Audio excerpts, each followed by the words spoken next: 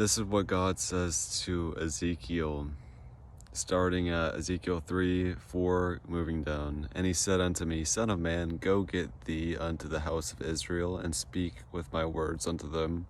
For thou art not sent to a people of a strange speech and of an hard language, but to the house of Israel, not to many people of a strange speech and of an hard language, whose words thou canst not understand. Surely had I sent thee to them, they would have hearkened unto thee.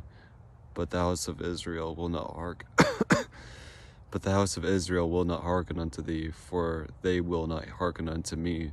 For all the house of Israel are impudent and hard-hearted.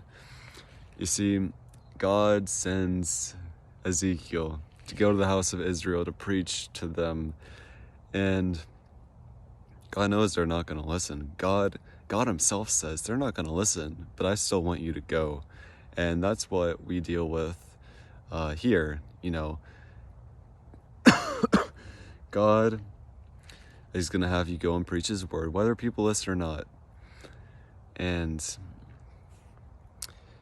it's the people that should understand. It talks about how they're not a people of a strange language. They understand what Ezekiel says. It's not like he's speaking Japanese to them. They understand.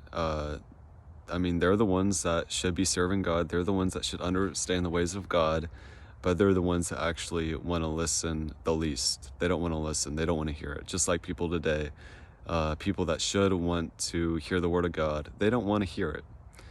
The people that go to church and claim to be Christian, that's all they do. They just go to church, don't serve God outside of that.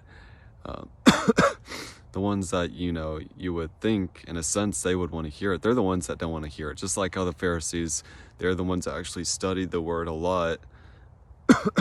And a lot of them were hard-hearted. They didn't understand what Jesus was saying. They should have been the people that saw the Messiah, but they didn't understand that he was there.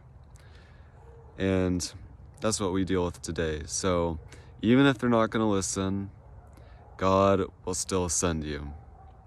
That's what I deal with, and that's what I'm sure you deal with if you're an active servant of the King.